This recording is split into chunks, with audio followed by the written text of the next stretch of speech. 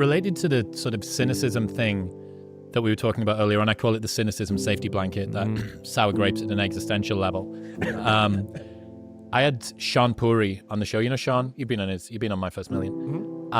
He casually dropped this. I don't think his episode's going to be out before this goes, but it's money. And he said, the cynics get to be right and the optimists get to be rich.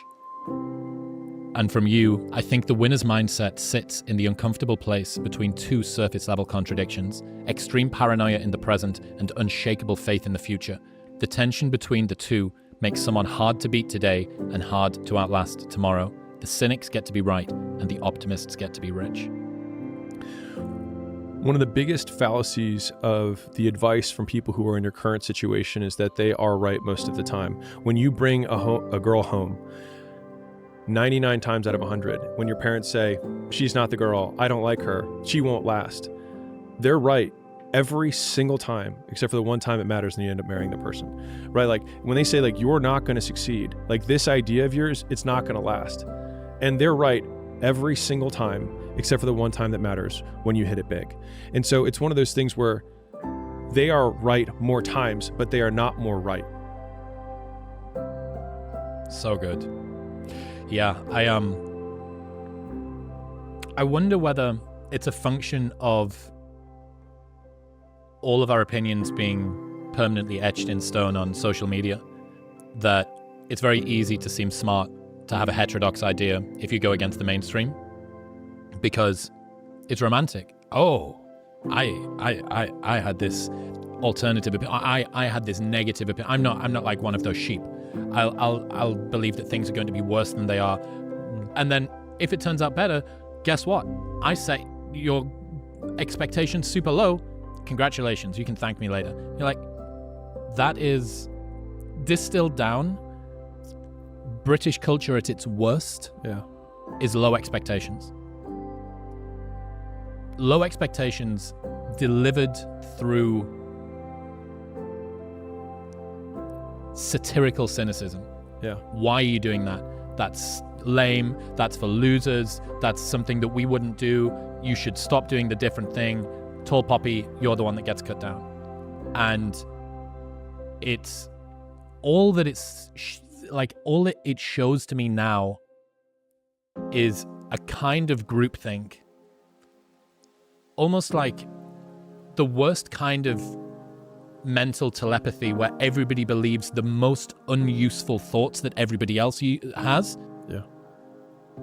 At scale.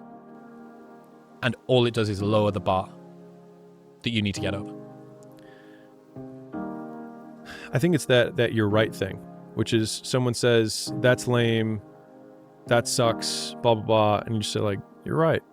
It does. You just keep punking the game. Like when anyone comes to try and like they're playing a different game than you. So you shouldn't try and play by their rules, because they're going to try and get you to play their game so that they can beat you at the game, which is the status game of that little circle. But you're playing a much wider game that includes more players. And so even though locally you have these, your incoming information that you're taking in is disproportionate from people that you're not actually playing against. And so it's basically just noise. It's irrelevant.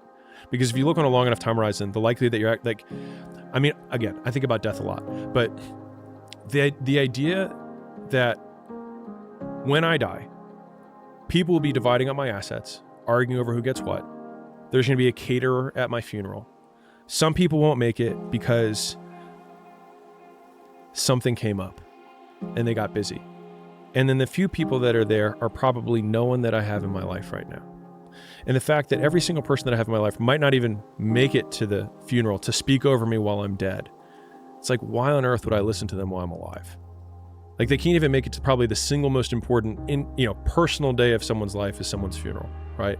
The one time you can pay your last respect, and they don't even do that. And so it's like, why would I give any weight to what these people are doing when they're not even going to be there on the day that matters most? And 6 months later, they're not even remember who I was. And anybody who's had a death in their family recently knows that in the moment, it's terrible for you. And then 6 months later, life moves on. But the thing is that we just never paint ourselves as the person who dies.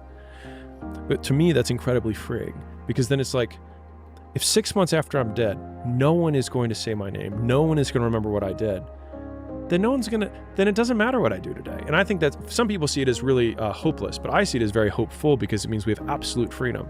And we can do crazy shit like, why have fuck you money if you can't say fuck you?